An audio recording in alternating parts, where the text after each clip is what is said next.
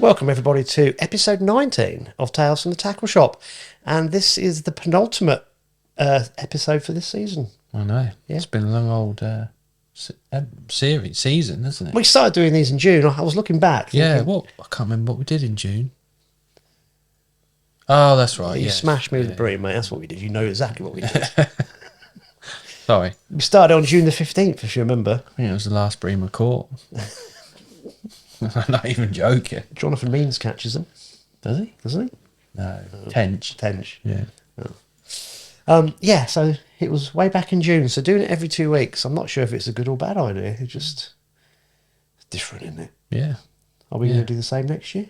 I think we're going to do some bits and pieces through the summer. We've got some ideas, haven't we? Oh, I wrote a list. Yeah. Yeah. We've got some goodies. Going to try and get the tench. Catch tench. I think that we should do that, really. I have actually been talking to one or two people about potential tench waters. Right. I've drawn a blank so far. I want a nice estate lake with lily pads. Mr. Crabtree style. That would be perfect. Yeah. But I can't find anywhere. Maybe some listeners, viewers, we've got some good venues up their sleeve. We need a venue. We can catch a tench. Ah! Stop it. Bloody dog just nibbling my fingers. We need a venue where we could do Mr. Crabtree one length out, lift method. Yeah. That'd be ideal. Next to a lily pad, get some bubbles going, catch one tench, job done. You actually messed it up. I messed it up. Yeah. What, losing that one? Yeah, you had one on, mate, and then you messed it up for us. Certainly did. So we've got to do it all again. And we'll do the bream. You want to do it from the boat, don't you? Yeah, I want to, yeah. We'll see how that... I'm not sure how that's going to work, because we're going to be sitting this close to each other, wanging out feeders. I'll be all right. That's fine. You even said you wanted to fish a swing tip. Yeah, both fish swing tip, and I batter you a swing tip. What's the worst that could happen? Tangle City, can you imagine? Well, yeah, you might as well flick it underarm. Surely it'd be quicker rather than over your head. We're going to be fishing far bank, mate. We'll save that till June as well. Yeah, that'd be good. I've got some other non-fishing, actual fishing related ideas, but funny. Right. Yeah, but I'm not going to give it away. Okay. I think some of the people travelling to the area would find it quite informing about some of the things that we could do. I think we need to get John Price involved as well. Mm-hmm. Mate, you've got steamed glasses up. Is that right? Gone now, isn't it? Actually, we have prepared this slightly, which is quite interesting and amazing. But you've got your Newcastle shirt on. Yeah. Did you just want to remind us what happened? Well, I'm still drunk from 2 weeks ago. Drunk on Guinness or drunk on the euphoria? Both, a Nuki Brown Ale, to be honest. Yeah. So, I didn't think we would win, but it was a special day. I know it's the Mickey Mouse Carabao Cup, as a lot of people call it, but to us Newcastle fans, it's a big deal. Really, Mecca. Yeah. I think we've won more than Arsenal this year. I know you're still in Champions League. We're still in Champions League. Yeah, whatever. You ain't going to win that. I'm getting ribbed by everybody, right? It'll be 6 years now since Arsenal won a trophy. It's been about 2 weeks since Newcastle won one. Just saying. Like. Do you reckon Isaac will stay? Yeah, he will, yeah. You reckon he will? Yeah. No chance. Oh, he's got 3 years on his contract and he's 150 million. Why would he stay? Because he wants to win something with Newcastle again. What, the Carabao Cup again? Well, he's won that. He wants to win Premier League or... Yeah, we'll see, won't we? Oh my God, you're like Spurs fans. Imagine if Newcastle won the Premier League before Arsenal did. It's gone to your head. Anyway, you got the shirt on. Nice to see. Yeah. And I actually messaged Alex. I forgot totally where you were. I said, during the game, I said, you boys might actually do this. Mm. And then he sends me back a picture of this bar full of Newcastle shirts and fans. Yeah. And I said to him, where are you?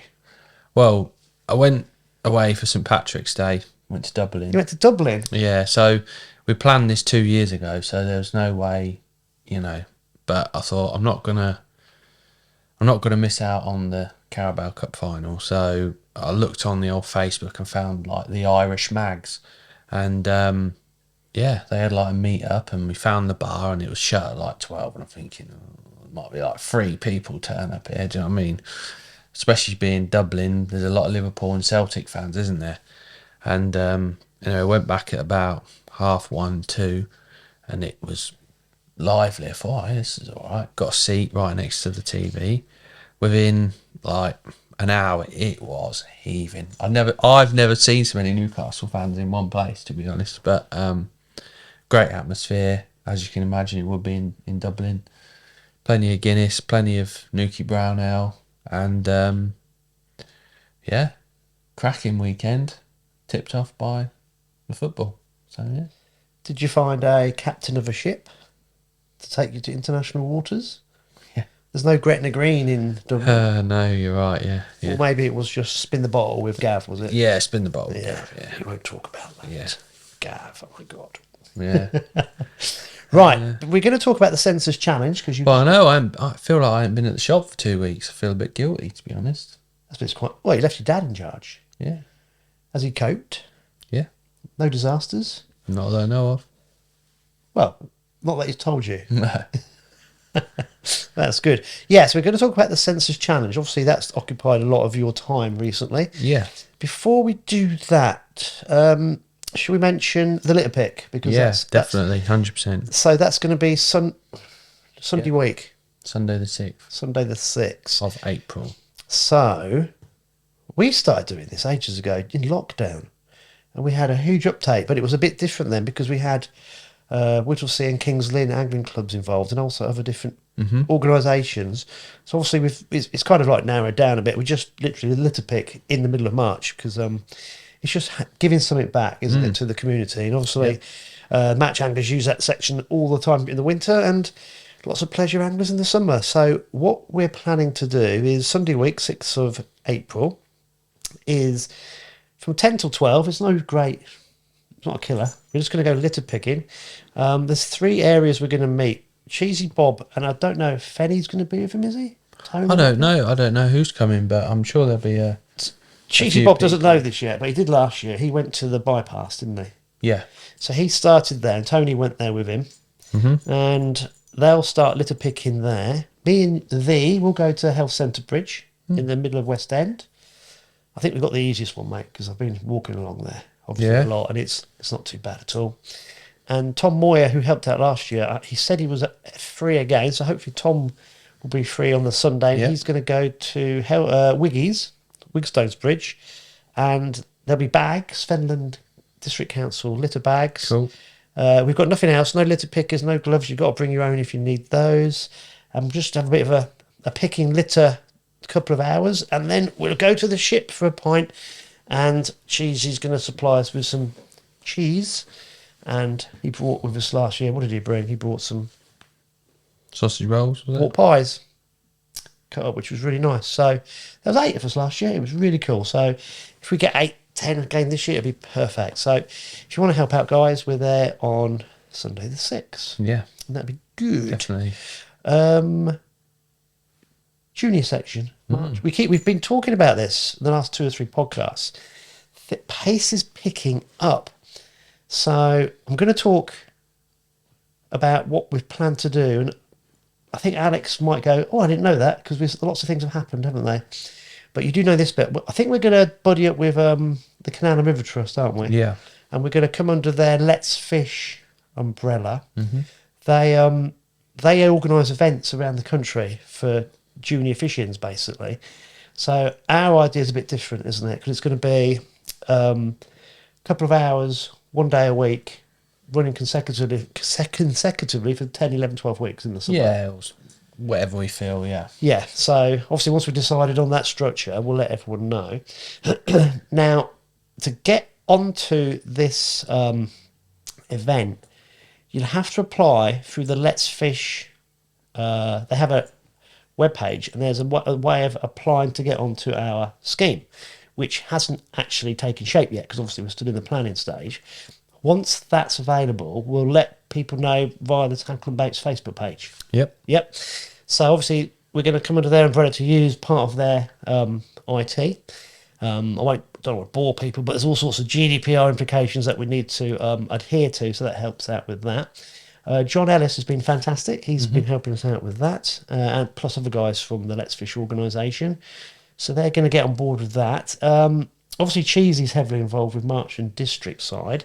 Yep. And we've managed to persuade Jeff Tuttleby Yeah. to help out. So Jeff's an Angling Trust Level 2 coach. So he's going to be the lead coach for the sessions. So Jeff, brilliant. That's great. Now, at the minute, we just need volunteers, and we can get them DBS checked, which we'll do from our side. So everyone's got that coverage. However, if there's any more level 2 coaches out there in the area that want to help, please feel free to contact Jeff, myself, or Alex, and we'll get that rocking and rolling. If you want to help out as a volunteer, please get in touch again with Jeff, Alex, or myself, or Cheesy, and then we'll start to put it together. Ideally, we need 5 volunteers, not including Jeff, and not including me. I'll tell you more about that after we turn this off. But I know yourself and Cheesy will be helping as well for some of the sessions. Yeah. Now, I know when you set things up like this, that if, say, we're doing it for 10 weeks, not everybody can commit as a volunteer for 10 weeks. So we're going to need probably 10 to 12 people on board with this to help out so we can slot people in when they're available.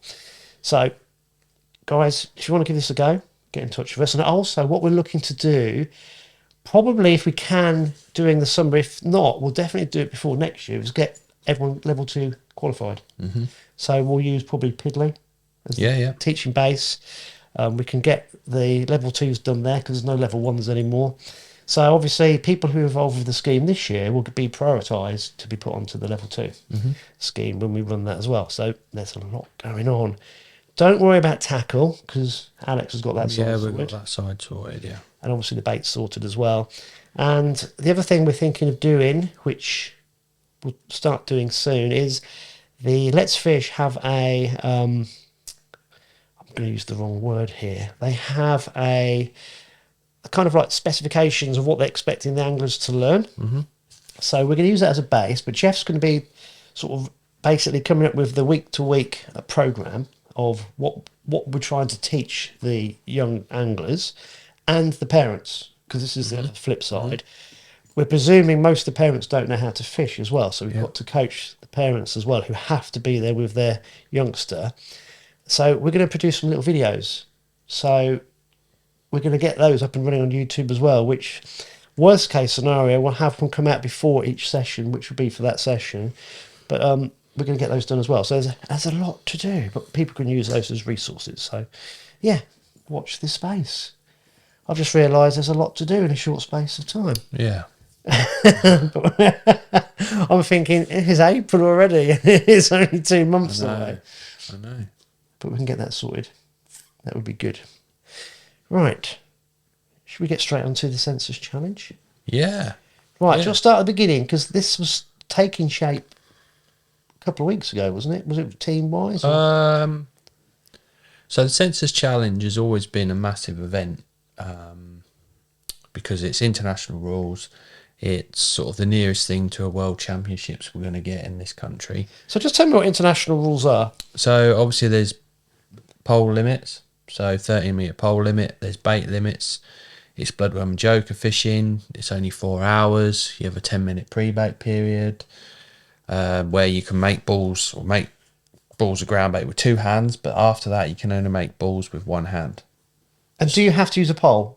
No, you have to use a float. You can't use a feeder. Right. So you can use a rod and reel. Yeah, you can use rod and reel. Is that a set distance as well? No, that's whatever. Oh, so you can fish further out with a rod and reel. Yeah, so like for the Gloucester, for example, a lot of anglers did have a slider set up for fishing like across the far side, but it's not really a method that works. Are you allowed to catapult ground bait? Yeah.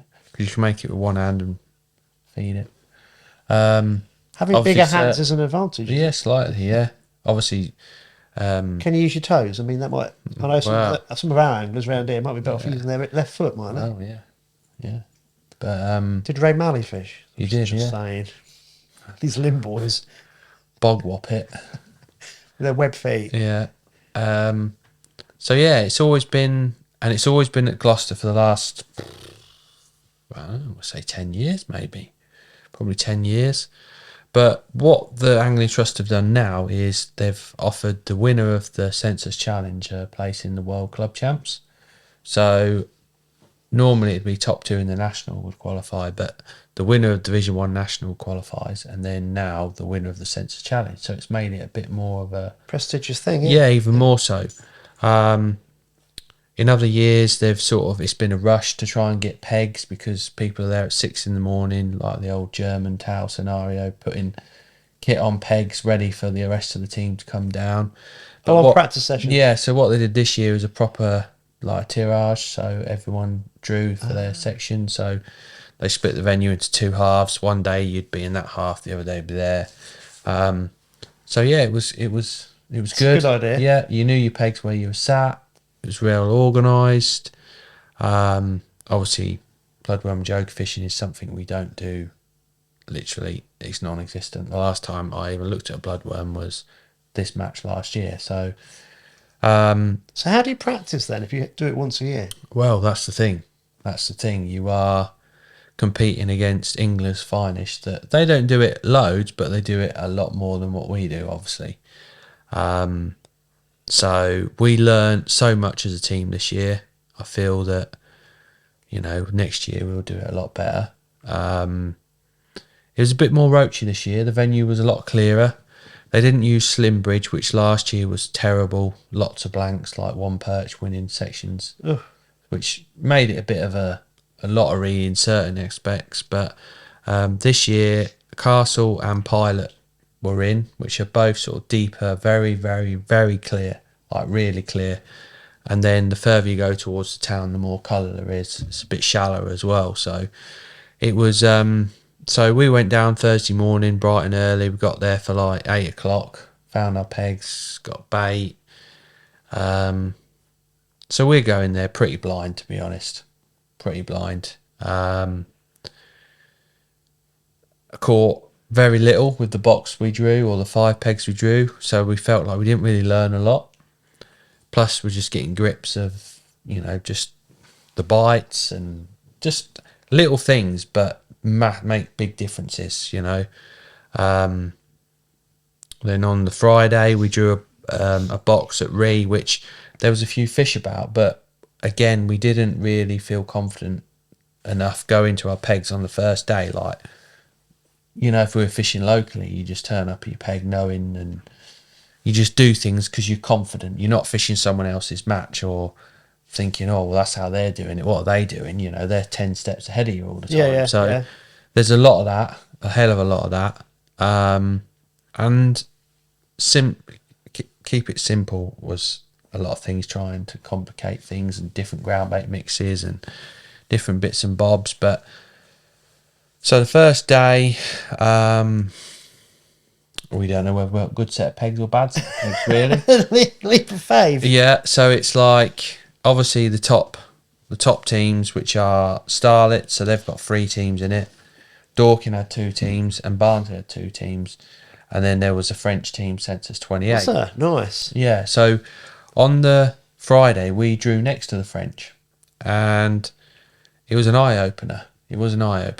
And these guys at that style of fishing are awesome. That's what they do all year round, fishing bloodworm for roach and on deep canals. And Ray was the angler nearest to them, and we were sort of... Hold on a minute. Ray Malley was near the French. Yeah. That's got disaster written all over it. It was quite funny, really. So we all started at the same time, obviously, and the French are very aggressive with the feeding. I was going to say, very aggressive. Yeah, like loads of cloud and bits and pieces. And after about 5 minutes, Ray was fish for fish with him, and you can imagine. And then after about 10 minutes, basically they just drew all the fish off him, and their pegs were a bit shallower, to be fair. But it was... We learned a lot from watching them. They literally turned up 40 minutes after we got there. So we're like, oh, where are they going to turn up? They just turn up, set very little up, but the right things. They had like a guy behind them. Some of them were fishing long pole and fishing short at the same time. And they were just learning so much from the very little amount of time that they had. Which we learned a lot from. Do you know what I mean? So next year, you know, I went back and thought, well, why don't I? So I just fished my 13-metre pole between my legs and carried on fishing short. So I was doing two things at once, you know. So there's lots of little things we learnt from them, especially about the feeding. So day one, we drew a set of pegs. You know, we don't know what we're doing, basically. I forgot this toy's got a squeak in it. Oh, right. Yeah. I drew the right end of my section. It went end peg, Alfie first in section. I was second in section, next peg. Dan Abbott was to my right. He was third. And then it went like fourth, fifth. Like it was fishing on the drains, do you know what I mean? Yeah. Furthest you get away from the fish. So I was like, I felt like I fished a tidy match, but don't know. I drew at Castle and it was very clear up there and a lot deeper. So I was a bit like, don't know really, I've come second in my section. It's not because I've fished really well. It's just because I've drawn. So I got back and the rest of the team had done not great, to say the least. You know, a few had been sort of wrong ends of section. A few had been like, I think the general gist of it was we were like, we are so far off the pace. It's mind-boggling. You know, it was a proper wake-up call. Like, you can't just turn up and expect to do well at that game, because your bait has to be right, rigs have to be right. You need to be so much more professional than what we were. You know, you're watching these top teams. I know they do it week in, week out, and they were so much more professional than us. In what respect? Well, they just, do you know what I mean? They're on it. When they're going to the pegs, they're not mixing the ground bait up behind the pegs. They've got all the bait measured. They've got the bloodworm's been cleaned a million times and it's tip top. The joker's tip top. It's been probably bubbled, I don't know. But we were saying, What does bubbled mean? Like, obviously in a bubbler to keep it alive. Oh, oxygenated. Yeah. Plus, they know the sections. You know, like Castle is loads deeper than what, say, Ree is, and loads deeper than what Hempstead in the first half of Hempstead. But then the second half of Hempstead is like bottomless. So it's each section knowing areas and what you're fishing for. And like, some bits you need to catch a bream. Some bits were decent roach, like small roach. So knowing the sections, I feel we've learnt so much this weekend. It's unbelievable. But so yeah, I think we were pretty much halfway again. Halfway. So with rigs, would these top teams would they have one person making all the rigs? So everyone uses the same. They all use very similar. Plus, these guys have probably fished it the last 10 years on the trot, so they know the venue. You know. Is there any mileage in that in a team having? We're using these rigs. Yeah. I would think they all have the same rigs in their own little. Same float. Yeah, pretty much. Yeah, looking for certain depths and all sorts of little tricks to the trade, ground baits and how they feed it, topping up, and everything like that was massive. So yeah, going into the second day, we were like, we need like a really low score to get in the top 10 here. Not that, but just out of pride. Do you know what I mean? Don't you find this is quite grounding in a positive way? Oh yeah, massively. Yeah. You know, we've all come back from it and we're already planning for next year. Yeah. Which is good because... And it'll make your fishing out here better. Probably. I think it'll just make us as a team more professional as well. But yeah, the fishing's tough, and it is a bit, you do feel like you're taking on the big wigs at their own game and you're just pulse fodder. You do feel like that. But as anglers, we're like, we want to do better. We're not 17th. Do you know what I mean? We should be doing better than this. Yeah. And it's intriguing, and it's just totally different to what we do week in, week out. I think that's why, you know, if it was keeping the squats, making them bigger and keeping your squats in tip-top condition for the Wintley final, then we'd know the crack. Do you know what I mean? But when it comes to bloodworm, we didn't scrape our own. I think that's a massive thing. You know, but the bait we had was good. But yeah, we just needed to be on it a bit more. What did you get in the first day when you come second in your section? What did you catch?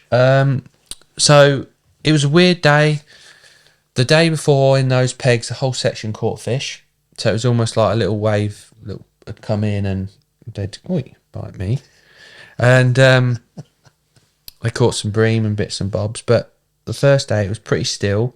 It didn't move until the last 5 minutes, which I felt like when it moved, the fish like was stimulated to feed a bit more. And I caught 1 kilo 600 and something, which £3. yeah, for nearly £4 probably. Which I thought, wow, I didn't think I'd got that. Mainly a little perch, fishing little bits of worm, bloodworm, long over my ground bait lines. Keep moving your rig and depths and it was all right. You get a little visit in your peg, like 3 or 4 fish real quickly, and learn a bit more about topping up. Obviously, in practice, if you're not on the fish, it's hard because you can't really top up. But then when you're on fish, you have to keep topping up. So there's all sorts of knowing the sections was massive. Second day, I drew at Ree, which I drew one of the pegs where we practice on the Friday. So I was quite confident. I thought, I know what I'm going to do. I've seen the French do really well there, and I copied them and done a little bit of it after I'd sort of seen, and didn't do it as well as them, obviously, but learnt a few things and stuff. So I thought, you know what, I'm going to enjoy my day. I'm not going to do any good. I'm just going to do my best and see what happens. And basically, I caught nothing at 10 metres, nothing at 13 metres, like an odd fish. Caught everything short. Basically, in like 9 foot of water, 8, 9 foot of water. Lots of little roach, odd little perch. And I really enjoyed it. I had nearly 2 kilo 575, which was second in the section again.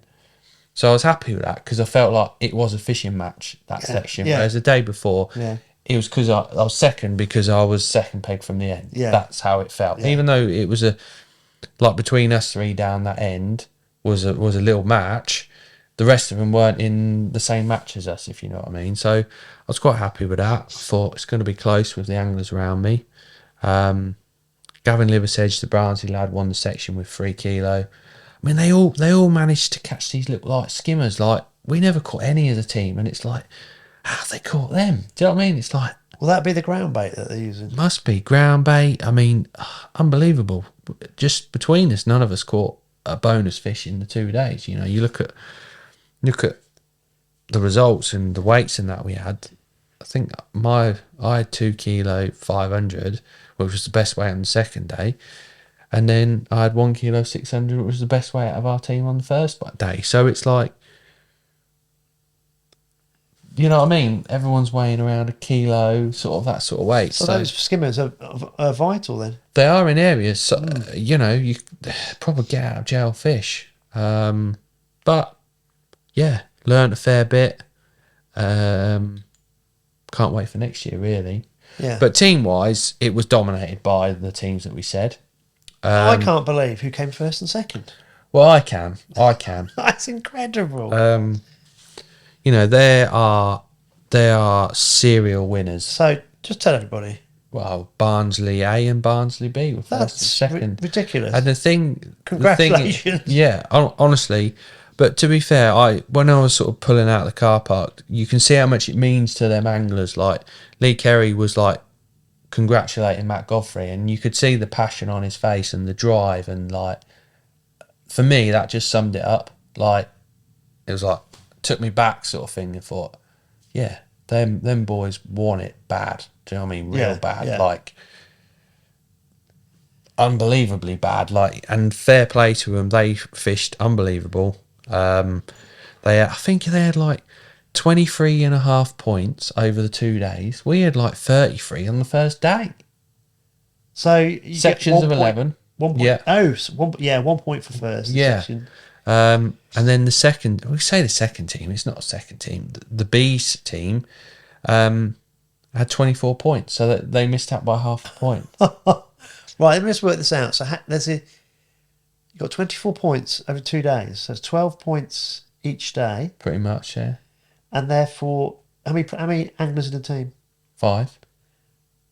1.2 No, 2.4. Yeah, They average second and a half in their section on average. Yeah. That's incredible. it is. I mean, they got it bang on. Tactically, got it bang on. You know, mega That is performance, incredible, really. isn't it? Yeah. Absolutely mega. Third was Census 28, the French team. So Do they come across every year? Yeah, every year, yeah. Because obviously Census. That's a great result for them, isn't it? Yeah, they've won it quite a few times. Have they? They're yeah, it's eye opening. It's like, yeah, you can take a lot of their fishing into our fishing, Yeah. definitely. And how you think a canal that's devoid of fish, but being really positive, you catch fish, like make things happen. And Yeah. we're very like negative, just frugal, little bit and tippy tappy. They're like, no, make something like. Do you know what I mean? It's amazing, really. So their ground bait must have lots of items in it that don't fill the fish up but attract them in.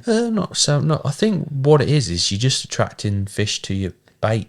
Do you know what I mean? They're all off the bottom. They're all swimming about, and you're just attracting the fish to your pile of bait on the bottom. Just keep bringing them back, Yeah, there's a few things I think on a few venues around here that would probably work. Yeah, but so they were third. Fourth was Starlet's A. I'm going to say fifth was. Fourth was Dorking. Then Starlets.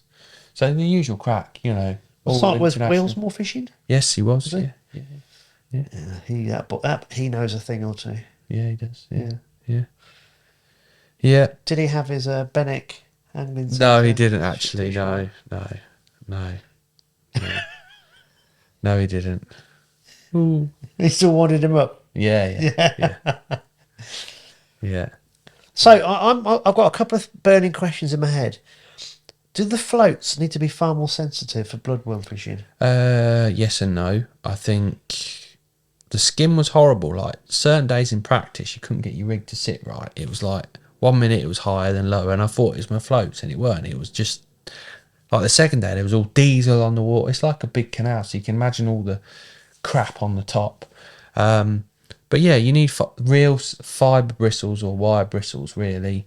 Different body shapes to do different presentations. Whereabouts you have your bulky shot, low, high, how many droppers, length of hook lengths, and even just like with the bites are really slow, like really slow.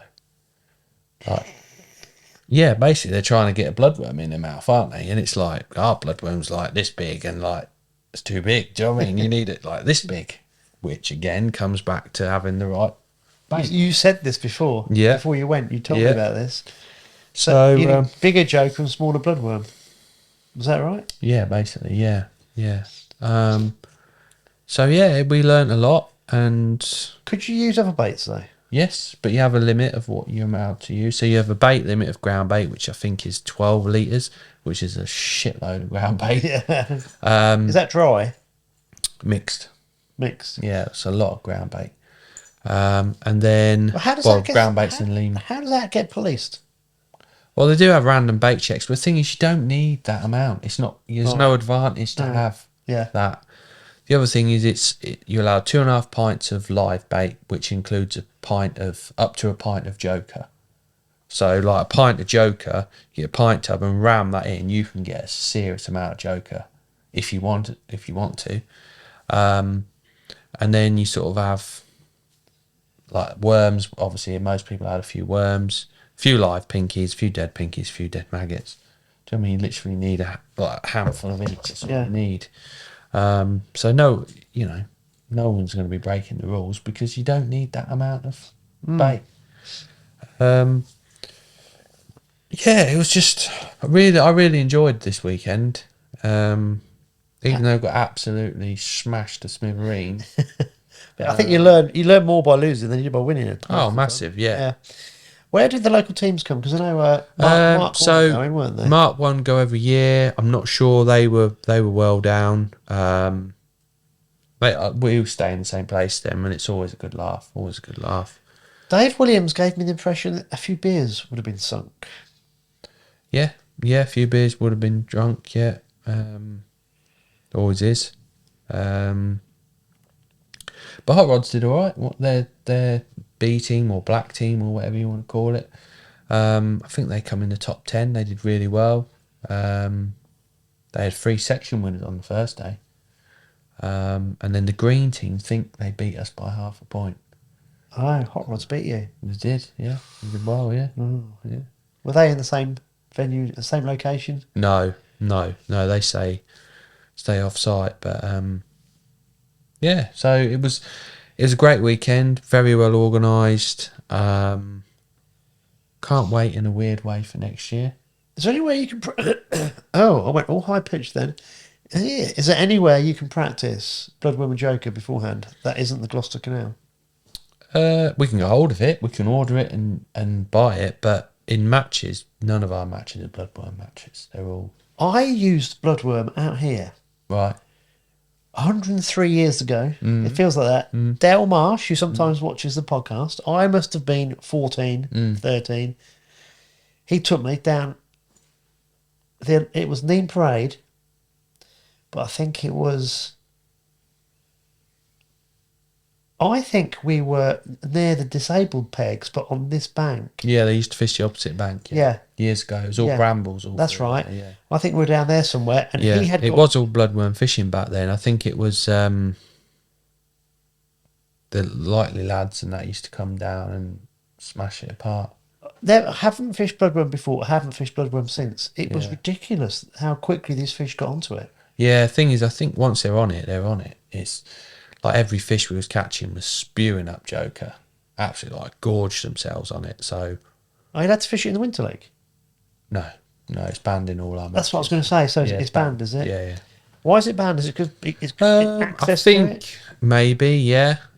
Puts people off. It would be nice to have a round on Little Port with blood, or the U's 10 mile, yeah. with bloodworm. Yeah. I think that would be, especially that time of year, would be mega. I think it'd be awesome. Well, that would make fish. sense, wouldn't it? Yeah. I don't know whether there's something. The problem would be is getting hold of enough of it. Whether that time of year we'd be able to get enough for the whole Winter League, I don't know, but I think it'd be good. To make that, how many teams in the Winter League next year? There should be 8 again, yeah. So basically, the best way of doing it is whatever you can get, you divide it by 8. Yeah. Wouldn't you say? Yeah. Each team's got the same amount, and they can You distribute could do. I mean, I don't know whether the other teams would want that. As a one-off, though, that'd be good for think for learning. And I think it'd be something different for the league, wouldn't it? Yeah. I remember a few years ago now, we had a round on Milton Keynes, and that was bloodworm. It didn't fish very well, but it was just good because it was something different. Yeah. You get everyone to freshen up a little bit. Oh yeah. I mean, you don't need to fish bloodworm really on there, but I think it would be really good with bloodworm. I really do. I think it'd be something different. But Be interesting to see if the skimmers behaved in a different way. Well, it's not. It's the roach. They had like a similar sort of thing, a fish off probably 10 years ago now on Little Port and the fishing was unreal. Brilliant roach fishing. Really good roach fishing. Again, Barnsley cleaned up the usual teams on bloodworm fishing. Right, I've asked you this question before, and I know what the answer's going to be. It must be a bit more involved. How do they keep winning everything? Obviously professionalism. A lot of them are full-time anglers. Not all of them. Most of them are. They're on the pulse, the drive. They're the best anglers in the country. A lot of them are international anglers. Are they just simply better? Yeah, they're better. They're just better anglers. And it's hard for the other teams, but it's like last year they didn't win anything, but they were like second in everything. This year they've won the Winter League final. They've been first and second in the... Is it like Man City playing Peterborough in the FA Cup? To a certain extent, yeah. Right. Yeah. But everyone needs to get better. Yeah. They're getting better. We need to get even better. If that makes sense. Yeah, it does. But That's why we'll go team fishing, isn't it? I think you can do your individual things, fish maybe match disqualifiers, you can fish Fishermanias and do all that. Yeah, no problem, Riverfest. But for me, team fishing is what it's all about. You know, you win as a team, lose as a team, and you share all the information. You know, it's like as a youngster joining Barnsley with potential, you're tapping into the world's best anglers at 18, 19, 20. You're only going to improve, aren't you? If an 18, 19-year-old fishes in our team, they're going to learn quite a bit about catching fish on the drains and stuff like that. And they're going to hear every Ray Malley story. Well, that's it, innit? Yeah. About 10 times over, and also about Watling's lost barbel repeatedly. Well, yeah. He's still talking about that. Yeah. So, they'd be like damaged for life, wouldn't they? Yeah. Yeah. The other thing is, it's any good young anglers that come through will go to the best team, and they are the best team. So, it gets harder and harder to compete, but everyone else has got to get better. Yeah. That's the secret to it all. Is actually, and it's sharing that information as a team, isn't it? Making sure the team have I suppose, everyone's on the pulse of that river. Everyone's on the same page. Yeah, and knows exactly what's going on. I can see that you were enthused about it. Yeah, normally I'm coming home, but this year, different mentality, I think, from not just me, the rest of the team as well. We were like, oh my God, we are shit at this. Well, not shit, but just a few little things need to be sorted out before we can even thinking about competing. Do you know what I mean? So, but no, it's good, refreshing to... It is good, isn't it? I think that's the secret to everything in life, is be humbled a little bit, come back stronger. It's good. I've enjoyed listening to it, because I've been trying to... did you want to... We got some pictures of... Yeah. So you sent me some pictures. So obviously Barnsley as a team, there's a picture of them. Awesome. And then top individual on over the 2 days was James Dent, Barnsley. You just looked at the top individuals and they're all international anglers, all of them. It's frightening, James Dent, Will Raisin, Alex Cordan, the other French guy. They're all like England internationals. It's frightening, really. Yeah. Got a picture of Billy Kirk as well. Yeah, Billy won the first day with 12 kilo of bream, something like that, on Hempstead. It's normally Price's peg, that one. He normally... Oh, how did Pricey get on? Not as good as he normally does, that's all I'm going to say. Did he behave himself? Yeah, he did, yeah. That's good to know. I loaded the van up, unloaded it for him, loaded it up, unloaded it for Was him. he the last one back to the van again? I don't know, because I was picking him up, so I was... Like, one day I was at Castle and he was at Hempstead. Then the next day he was at Castle and I was at Ree. So, fair, not massive distance, but distance away. So he was always ready by the time I got there. So, yeah. That's the first. Yeah. But no, I had a good weekend. Sort of, the gear now is going to be redundant now for a few months. Find it in a few months, I think.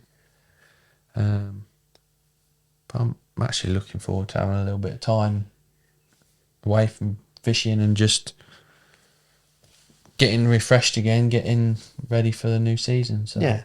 You need time. That's why the close season's so important. Yeah. For lots of reasons, but also I think it just gives everybody a bit of a break from it as well. Yeah. Cool.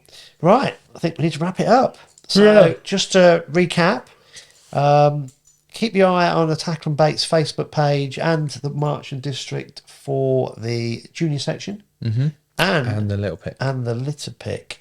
And we'll see how big the sleepy mascot gets by the time we get to season 7. Frankie's ickle at the minute. That's why he's growing too quick. But he's very well growing behaved. already in 2 weeks, isn't he?